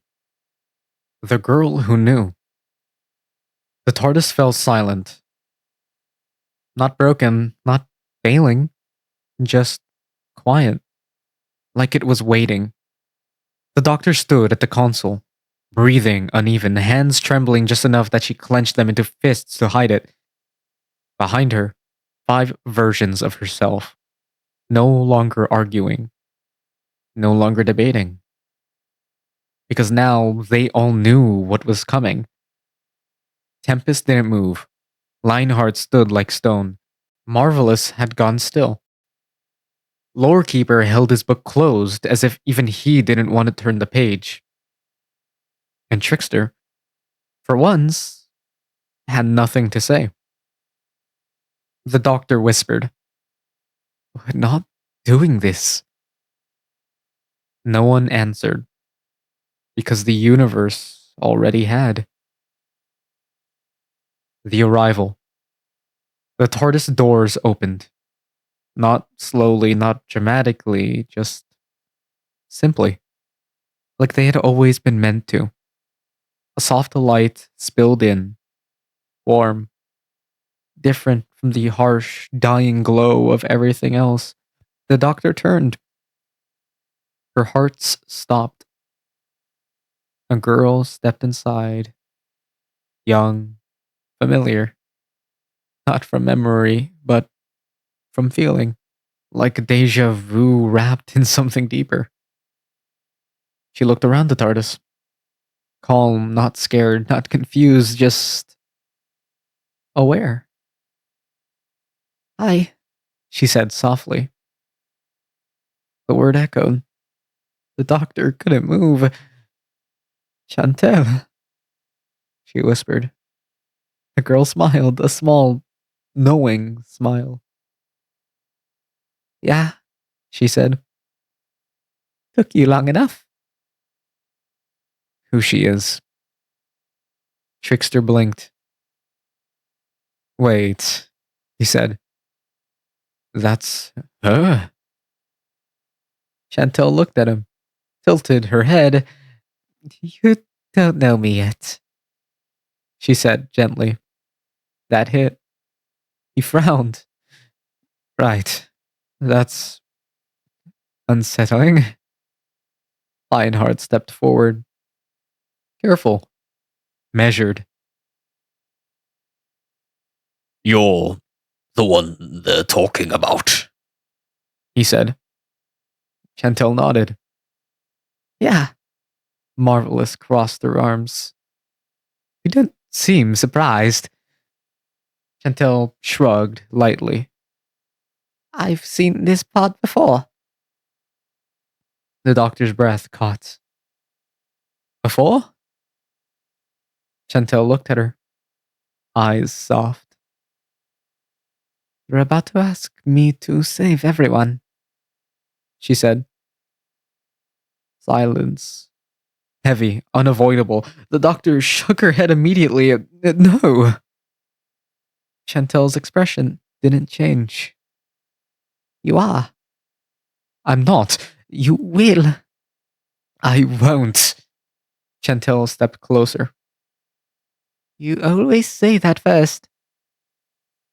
That broke something. Just a little. The truth she knows. The TARDIS flickered. But this time, it didn't distort. It revealed. Images formed around them. Moments, memories, things that didn't happen yet. Chantel standing beside the doctor. Running through corridors. Laughing, crying, holding onto her hand. "You travel with me," the doctor whispered. Chantel nodded. "Yeah." Trickster blinked. "Future companion," he muttered. "Great. Love those. They always end well." Lorekeeper spoke quietly. "She is more than that." Chantel looked at him. "You remember everything, don't you?" Lorekeeper didn't answer. Because he did. Marvelous stepped forward. "You know what's happening," she said. Chantel nodded again. "I know what you think is happening." Tempest's voice cut in. "And what's actually happening?" Chantel met her gaze. "That depends on what you choose." The decision. The doctor stepped closer. No, she said. No, we're not putting this on her. She's just a kid. I'm not just a kid, Chantel said. Not angry, just certain. The doctor froze. Chantel stepped closer. You know that, she said softly. The doctor's voice cracked. I I don't even know you. Chantel smiled. You will. A bit. Then, and it's worth it, she added. That made it worse, much worse. The plan, again. Lionheart stepped forward. If she's the key, He said, voice steady. then we use it. The doctor turned on him. No. Tempest didn't hesitate. We don't have a choice. There's always a choice. Not anymore. Marvelous looked between them. She should decide, she said. Silence. All eyes turned to Chantel. Trickster stepped back slightly. Hang on, he said. We're actually doing this? Asking her to, what, become cosmic bait? Chantel looked at him. Not bait, she said. Then what? She hesitated, just for a second. A bridge. The word landed. Strange, important. Lorekeeper nodded slowly. Yes, he said. That is closer. The doctor shook her head. No. This isn't happening. Chantel reached out, took her hand. The doctor froze.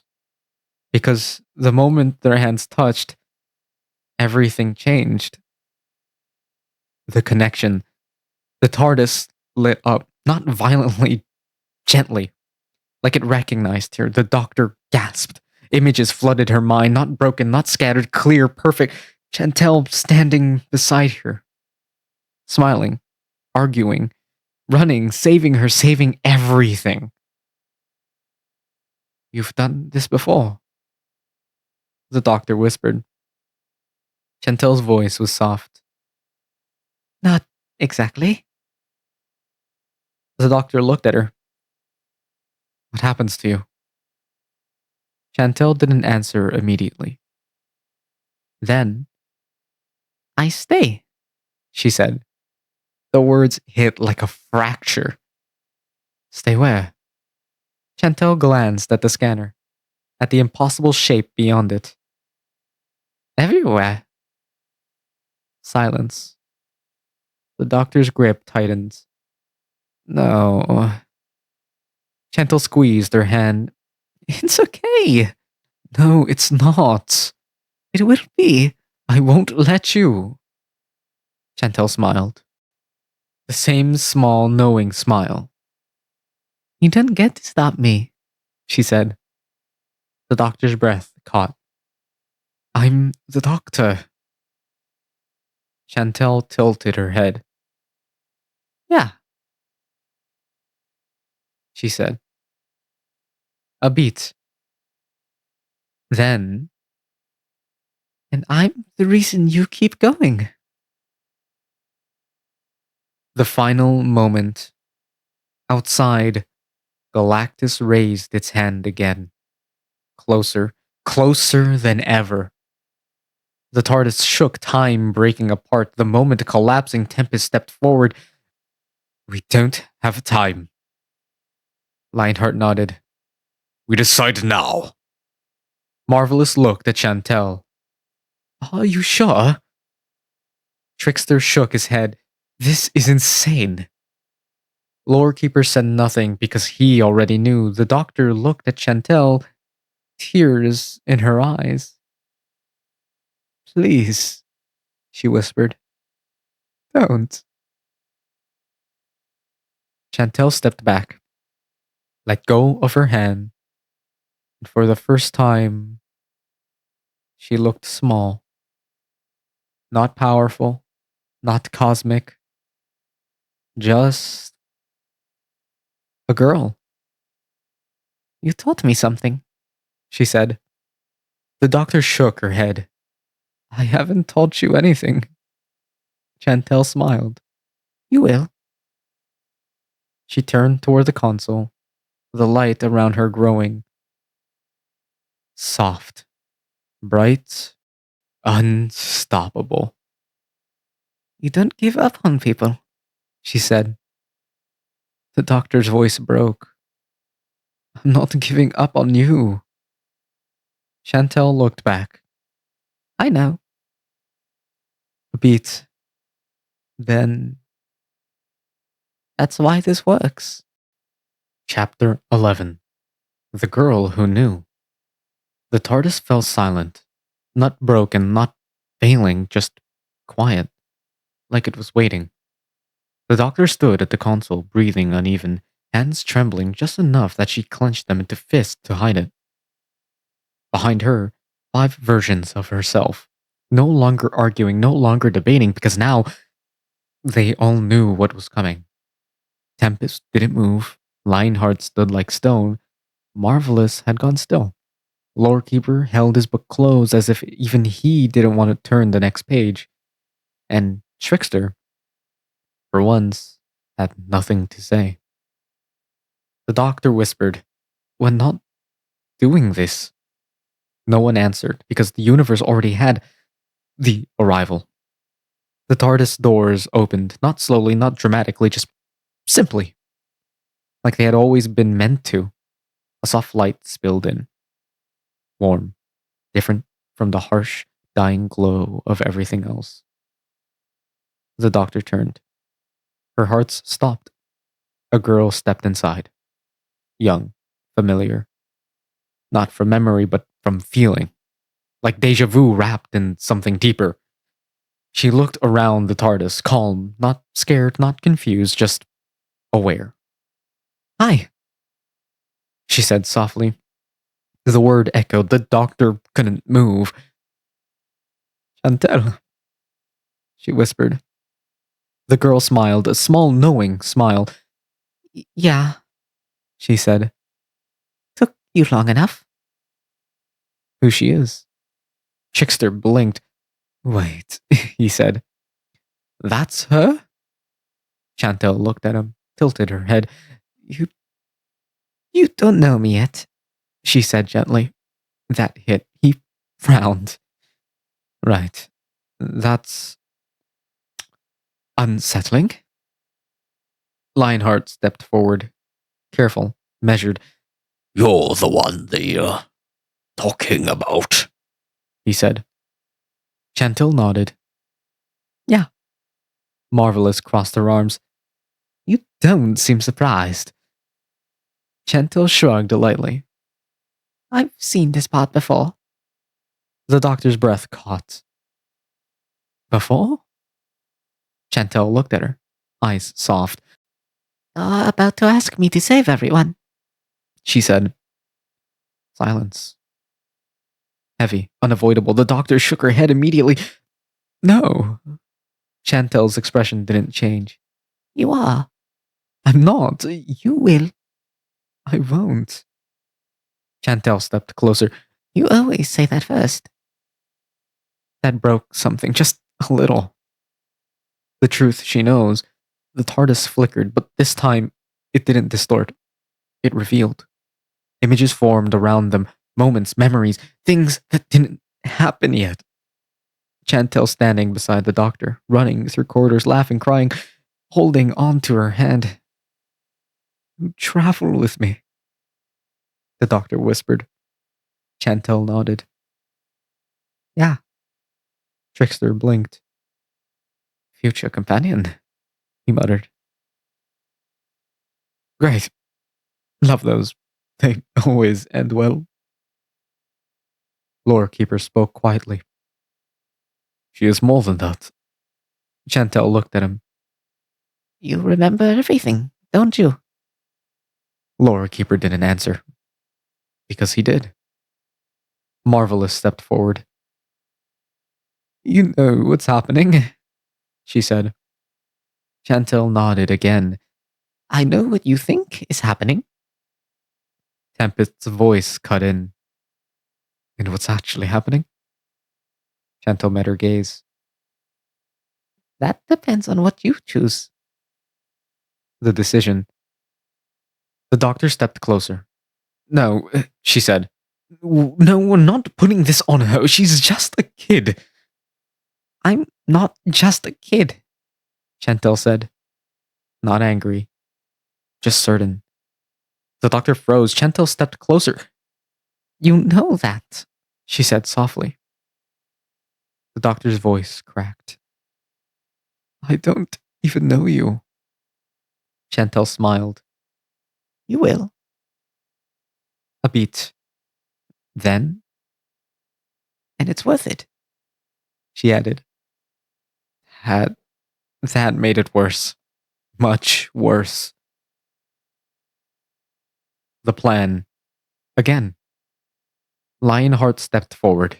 If she's the key, He said, voice steady. then we use it. The doctor turned on him. No.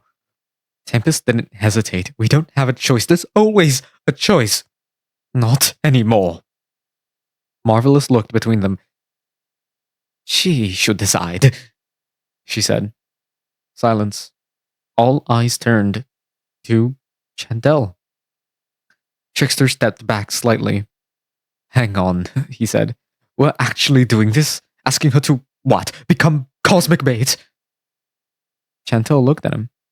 Not bait, she said. Then what? She hesitated. Just for a second. A bridge. The word landed. Strange. Important. Lorekeeper nodded slowly. Yes, he said. That is closer. The doctor shook her head. No, this isn't happening.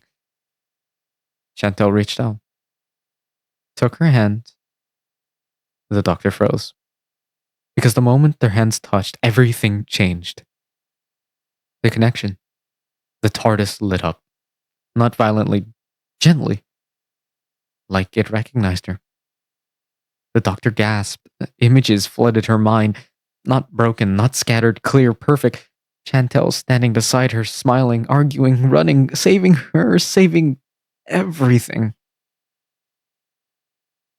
You've done this before, the doctor whispered. Chantel's voice was soft. Not exactly. The doctor looked at her. What happens to you? Chantel didn't answer immediately. Then? I stay, she said. The words hit like a fracture. Stay where? Chantel glanced at the scanner, at the impossible shape beyond it. Everywhere.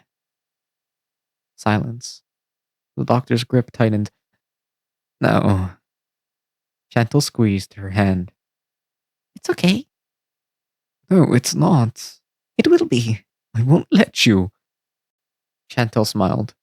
The same small, knowing smile.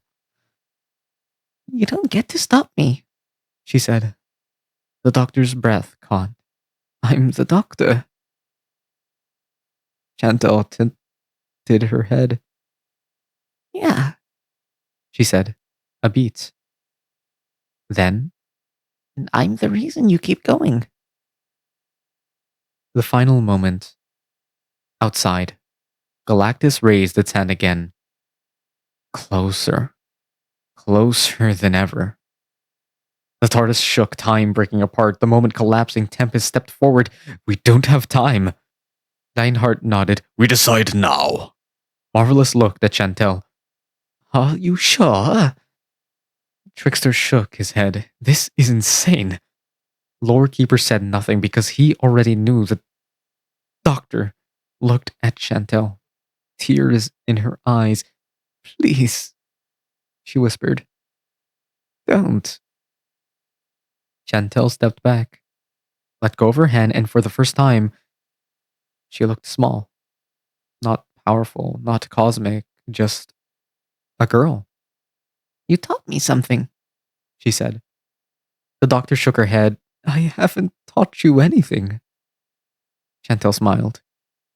You will. She turned to the console, the light around her growing soft, bright, unstoppable. You don't give up on people, she said. The doctor's voice broke. I'm not giving up on you. Chantel looked back. I know. A beat. Then. That's why this works.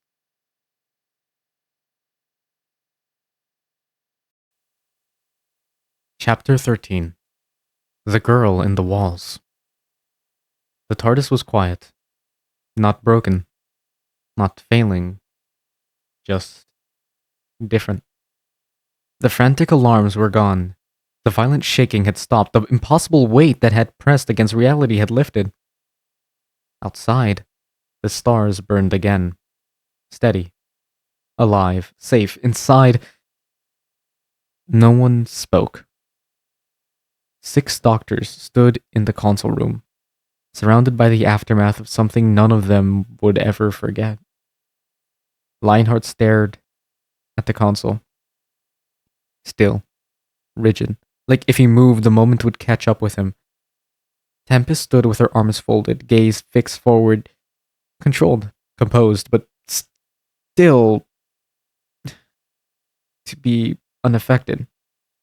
Marvelous leaned against the railing, unusually quiet, her usual spark dimmed to something softer. Trickster sat on the edge of the steps, staring at the floor, jaw tight, trying very hard not to think. Lore Keeper stood apart, watching, remembering, and the doctor stood alone at the console. Her hand hovered just above it. Not touching, not yet. You're still here, she whispered. No one responded, because no one else felt it. Not yet. The first sign. She placed her hand down gently. The TARDIS hummed. Soft. Warm. Different. The doctor closed her eyes. And for a moment... nothing. Then, a flicker. Not a sound, not a voice. A feeling. Familiar, comforting, like standing beside someone you trusted without needing to see them. The doctor's breath caught. Chantel? The lights flickered. Just once. Soft gold. The doctor's eyes snapped open. You did that. Behind her, Trickster looked up. Did what? The doctor turned slowly. The lights. Marvelous frowned. That was just a fluctuation. No, the doctor said. Her voice wasn't uncertain anymore. It was knowing. That was her. Silence. Tempest's head tilted slightly. Prove it. The doctor turned back to the console, hands moving quickly now, precise focus. All right, she said under her breath. If you're here. If you can hear me. She tapped a sequence, rewired a panel, adjusted the interface. Then talk to me.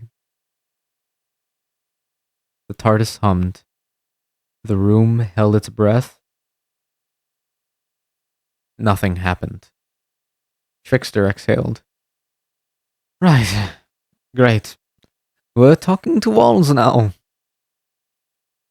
Then... beep! Everyone froze. The console lit up, not randomly, not chaotically, deliberately.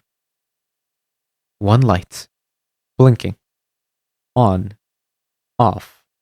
On. Off. The doctor's hearts raced. No way. Lore Keeper stepped forward slowly. Pattern, he said. The doctor nodded. Yes. Her hands flew across the controls. Binary translation. Convert signal. Route through comms interface. Marvelous leaned in. You're building a language. I'm trying. The light blinked faster, more precise, more intentional. The doctor hit one final switch. The console flared. And then a sound. Soft, glitching, but unmistakable. I. The doctor froze. The entire room froze. Because they all heard it. Now, the voice returns. Chantel. The doctor whispered. The console flickered again. The voice, faint, fragmented, like it was traveling through something too big to hold it. You figured it out. The doctor laughed softly through tears. Course I did, she said. I'm brilliant. Pause. Then. Yeah, you are. Marvelous turned away slightly, wiping her eyes. Oh, that's not fair, she muttered. Trickster stared at the console. That's actually her. Tempest didn't move, but her voice softer now. She's integrated with the TARDIS. Lore Keeper nodded. More than that, he said. She is the TARDIS now. The doctor shook her head. No, she said gently. She's part of it. Her hand rested against the console. And it's part of her. The conversation. The doctor leaned closer. Can you see us? She asked. The lights flickered. Kind of. Are you alright? A longer pause this time. The console dimmed. Then, I'm everywhere. The doctor swallowed. Does it hurt? The answer came quicker. No. A beat. Just different. The doctor nodded slowly. Okay, she whispered. Trickster stepped forward. Can she leave? He asked. Silence. Then, no. That hit. Hard. Marvelous closed her eyes. Figured, she said quietly. Lionheart finally spoke. Can you hear us clearly? The lights flickered. Yeah. A pause. You sound sad. Lionheart didn't respond. Couldn't. The doctor and her friend. The doctor stayed close, closer than anyone. You stayed, she said softly. The lights glowed warmer. Told you. The doctor smiled through tears. Yeah. A beat. I just wish. She stopped. Couldn't finish. The console flickered. Don't. The doctor looked up. Don't what? Don't wish it was different. Silence. It worked. The doctor let out a shaky breath. Yeah, she said. It did. The promise. The TARDIS hummed again. Stronger now, more stable, more alive, different, but not broken. The doctor rested her forehead lightly against the console. You're not gone, she whispered. The lights pulsed. Warm, bright, Certain. Never. Doctor closed her eyes, smiling. Good, she said. A beat. Then, because I've got a lot more to show you. The console lit up again, soft, playful. Yeah? The doctor grinned. Yeah. Final moment. Around her, the other doctors stood in silence, watching, understanding, for the first time, not divided, not arguing, just together. And at the center of it all, not gone, not lost, not forgotten, Chantel Pond remained. In every hum, every flicker, every impossible heartbeat of the TARDIS.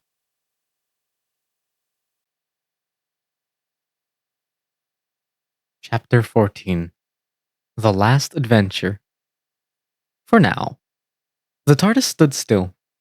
Not broken, not strained, but complete. The hum had changed. Deeper now. Richer.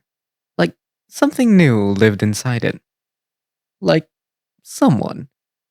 The doctor stood at the console, her hand resting gently against it. A soft flicker of light answered her. She smiled. I know, she whispered. Behind her, 5 other doctors. 5 other lives. 5 other endings waiting to happen.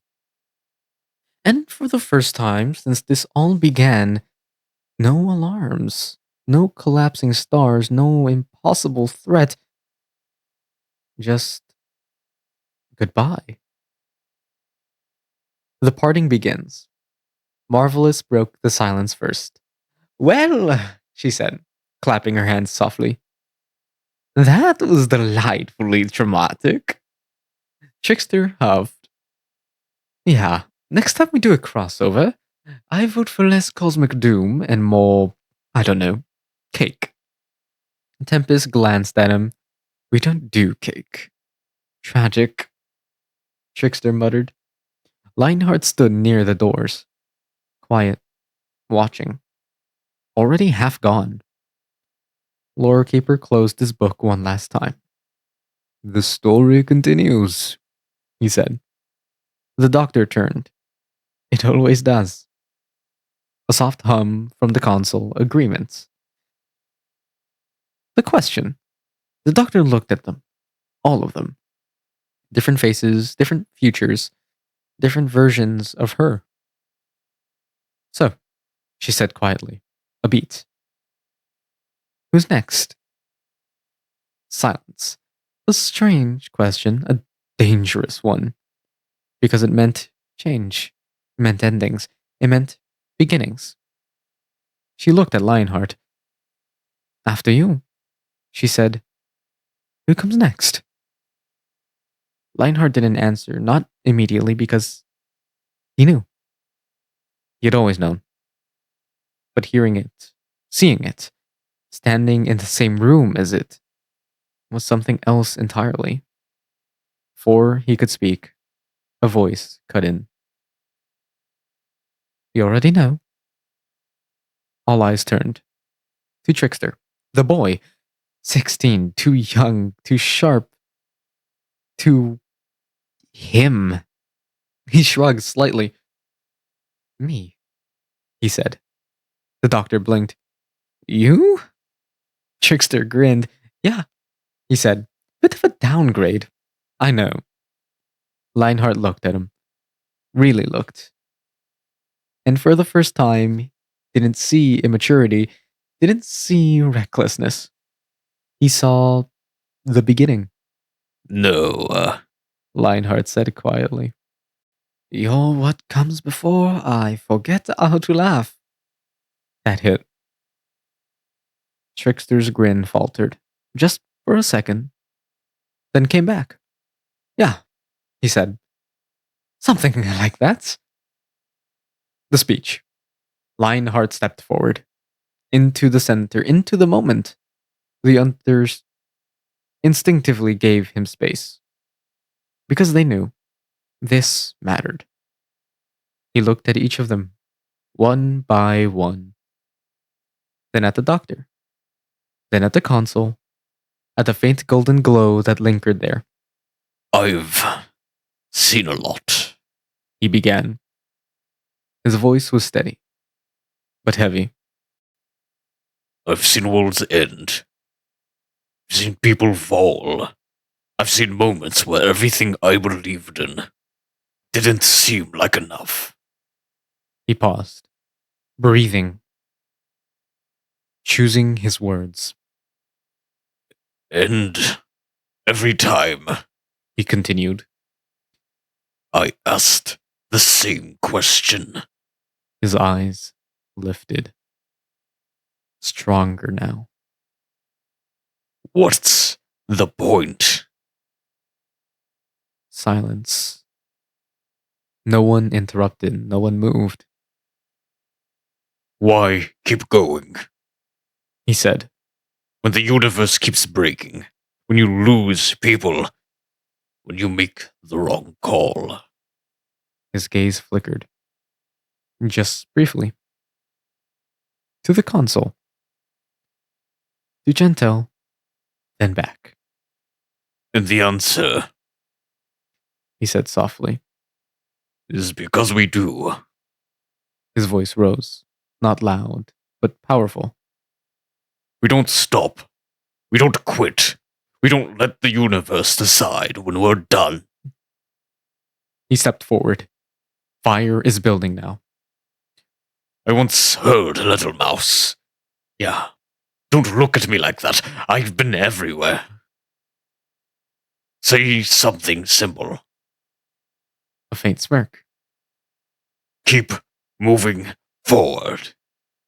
Marvelous let out a quiet, surprised laugh. Trickster blinked. Did you just quote a cartoon? Don't interrupt the speech. Lionheart shot back. Then, he continued. Stronger now, I saw a man once. he said. Lost everything. And he didn't stop. Didn't break, just kept going. A beat. Yeah.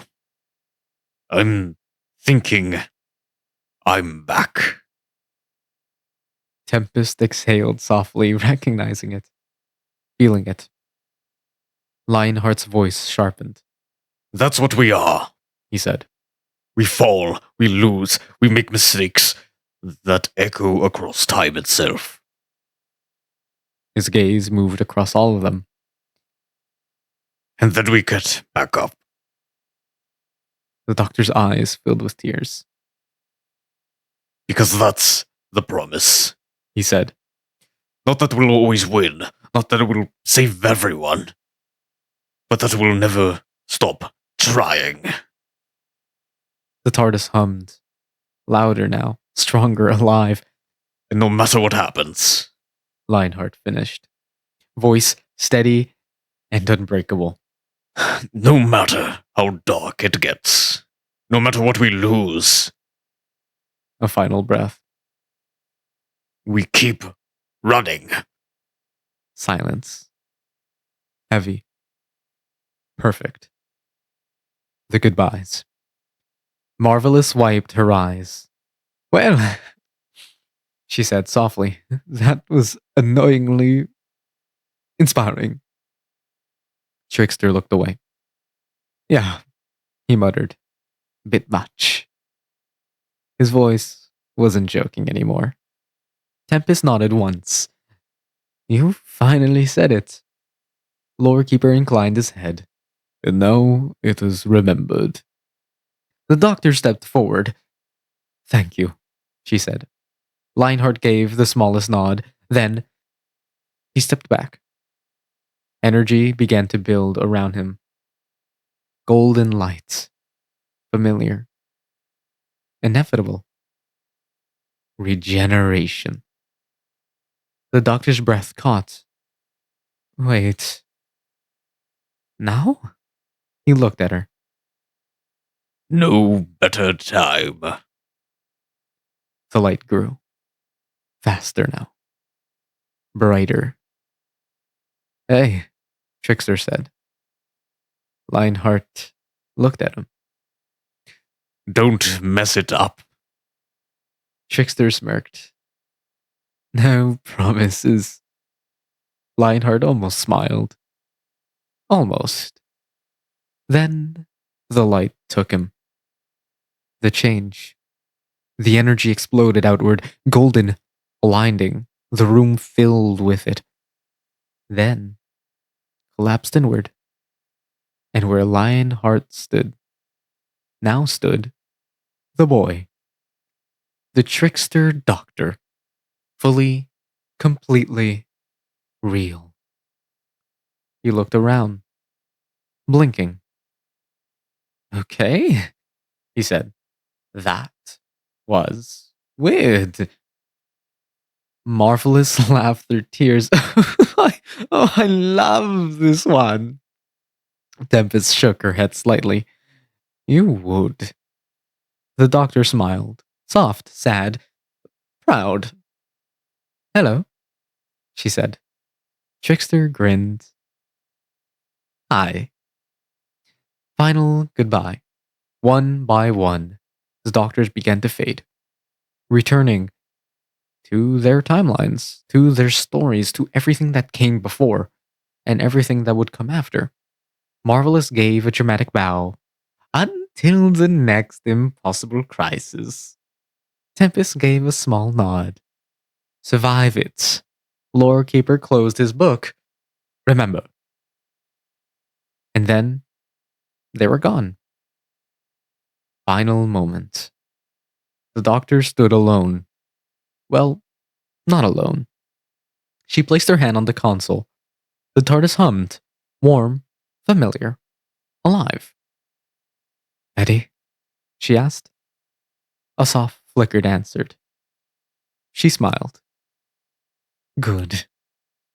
The engines roared to life, and the TARDIS vanished.